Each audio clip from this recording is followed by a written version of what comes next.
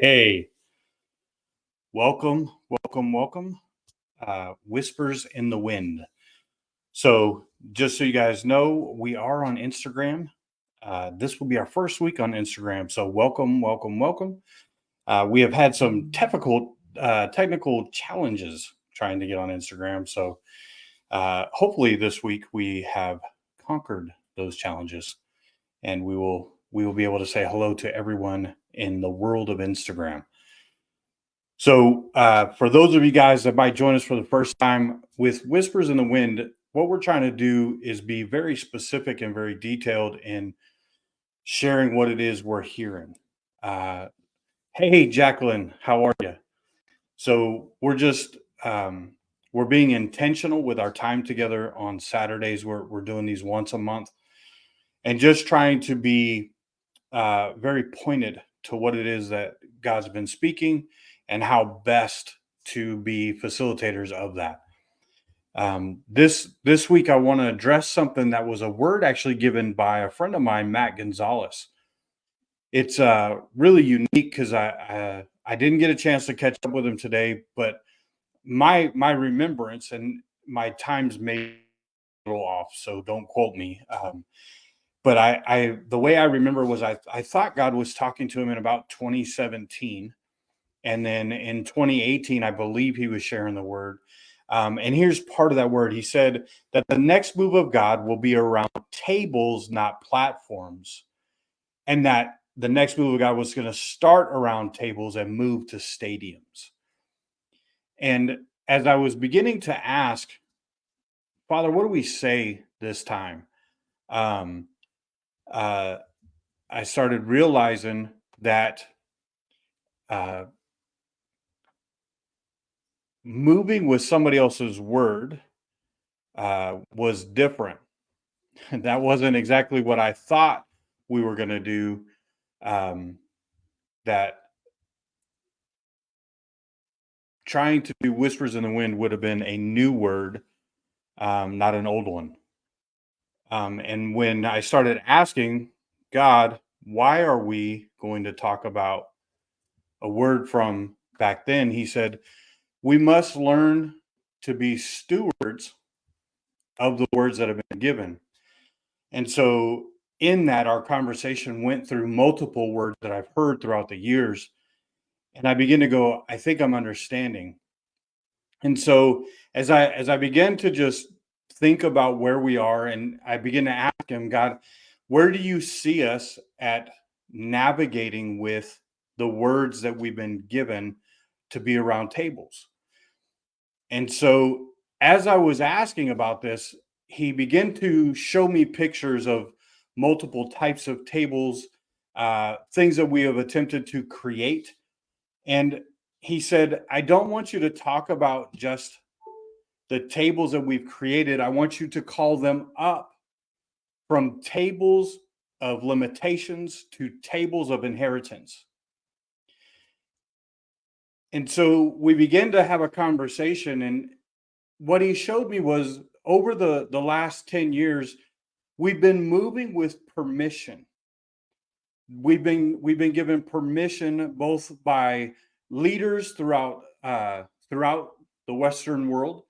We've been given permission by God to find our tribe, our people, to build communities, uh, to start companies of people, to find our people. And what has happened where we want to be called up from is those places that we've been given permission to find. What has happened is our permission was always to be inclusive, not exclusive.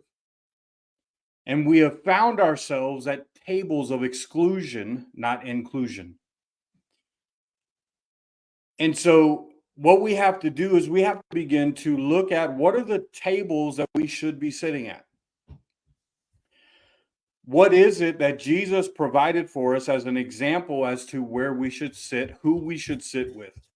You see, this isn't a, hey, we've done something wrong. That's not what I'm saying. I'm saying we were given permission and we began to move. And what has happened is because we haven't operated in this way before. When we begin to seek out our tribe, when we begin to look for our people, we look for those that were the same. So you hear things like a prophetic company or a worship community. Those aren't bad things in and of themselves. Those are things that can be beautiful, that can be freeing. They don't necessarily have to create a box. What we have to do now, though, is understand that that's not the only place that we live. So that's what I mean by it's time to call us up, is that we can't just live in a place where we stay in the place of comfort, that we move to a place that becomes stagnant. And so I want to talk to you about some of the tables that Jesus sat at, not all of the tables, just a few. The first table I want to address is Jesus sat at a table of his enemies.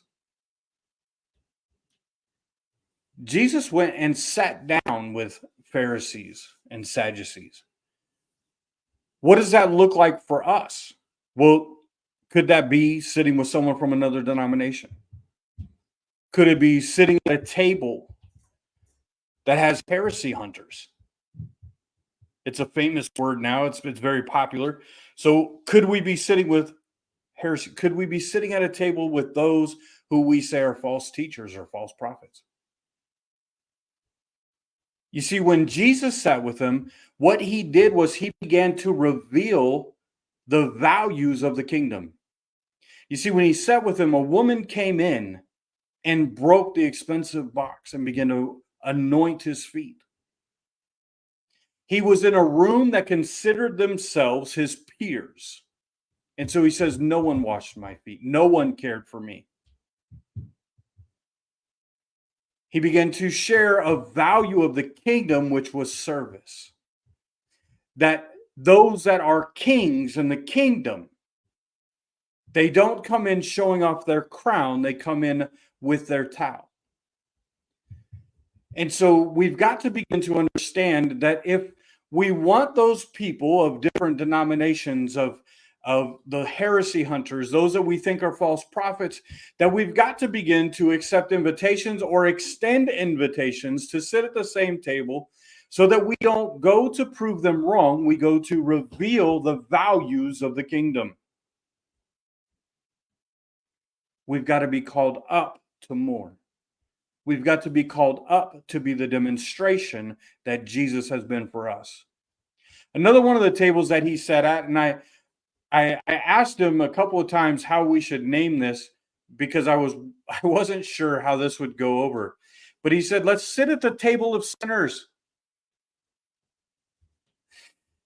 You see, he brings Matthew, he goes and calls Matthew in. And then Matthew says, come to my house and be surrounded by the tax collectors. Be surrounded by them. And there were accusations immediately towards him from all of the other people. Hey, Darren, how you doing? And so he sits at this table of sinners. But what does he begin to reveal? He begins to reveal his purpose. He begins to give invitations to new life. His purpose revealed the place of freedom. We continue in many circles to yell at people for not living a life that we say they should live, but never setting the example, never setting the table for them to come to reveal our purpose. How did he reveal it? Wisdom, knowledge, understanding, power, and authority. How can we display those things when all we do is, instead of understanding how to love well, we refute accusations and hurl some back in their direction? Guys, we have to be called up from the tables of limitations to the tables of inheritance. Let me talk about the third table that I saw him sit at, was the table of the masses. When we talk about the table of the masses, we talk about the groups that followed him, where he ends up on the mount, and he's beginning to hand them the Beatitudes, and he has the feeding of the 5,000, the feeding of the 4,000. Now, how does that relate to you and I? How many tables are we refusing invitations to?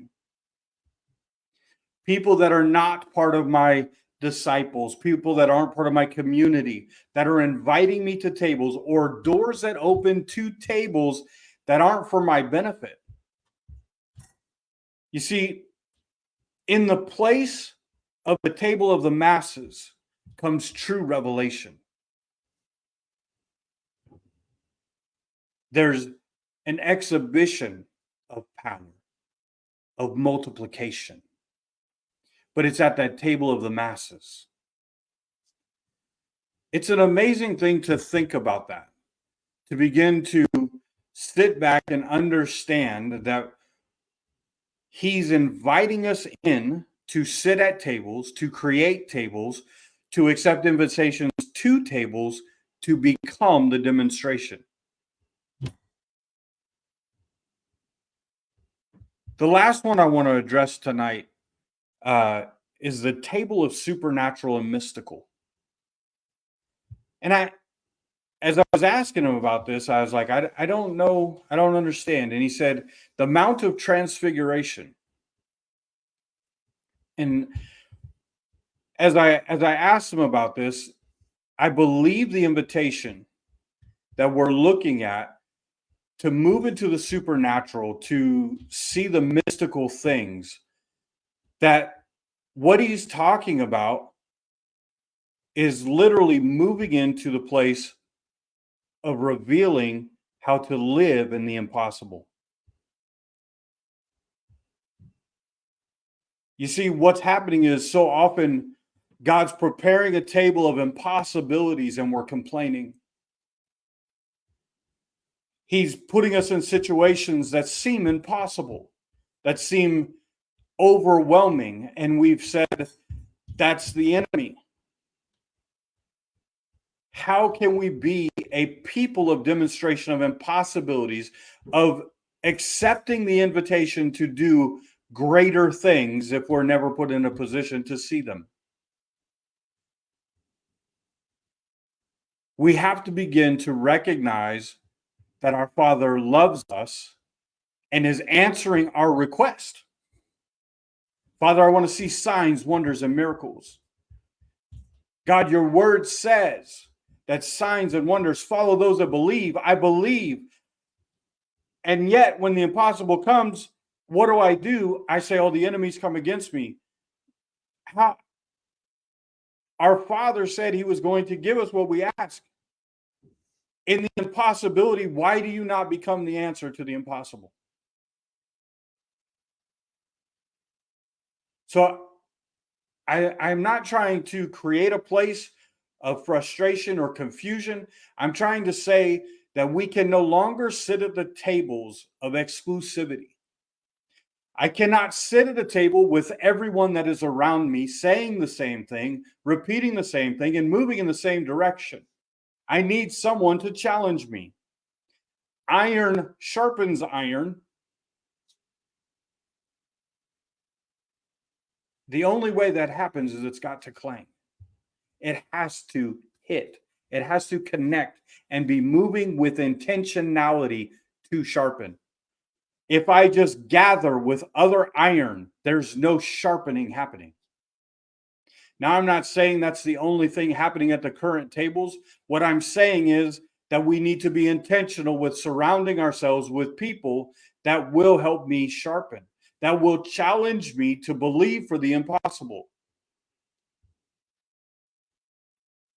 that will cause me to become the truth, the revelation that is necessary for the masses. That I will be caused to be surrounded by kings so that I know how to serve, so that I can teach them to serve. Guys, there's so many other places that we could talk about, other tables, other things that Jesus did that we could reach for and we can begin to pull truth out of. What I want us to do is just say, are we willing to accept the invitation, the calling up. That I won't just sit at the same tables all the time because I'm comfortable there. That I will begin to look at the Father, hear where I should be, accept the invitations to the places of my enemies. I will make a table for my enemies and I will call them together. I won't throw stones from where I am. I'll look to bridge the gap, to put on display the attributes of the kingdom, the attributes of the King himself. So what I want to do, guys, is I just want to leave this out here that there is a word that was given, and by my recollection, we're talking that there was a word back to 2018. That's like 6 years that we've had this to begin to navigate through this word, and I think there's been a response. I know that people have responded to the word, whether it was an internal word, whether they heard Matt Gonzalez give the word, whether it was repeated to them and they don't know where it came from. There's been a response. There's a hunger for tables. There's a hunger for connection. What I'm saying now is we've had long enough for the connection with the people who are like us for strengthening. Now we need to be sitting at the tables where we become the demonstration of all that we've taken in for 6 years. If you've only done it for 3, we have more than enough in 3 years to begin to place ourselves at tables with people that may be heresy hunters. They may be false prophets. They could be false teachers. It's time for us to become the demonstration of the kingdom values. Hey, Melissa, we need to begin to understand how to approach tables of kings and serve them well.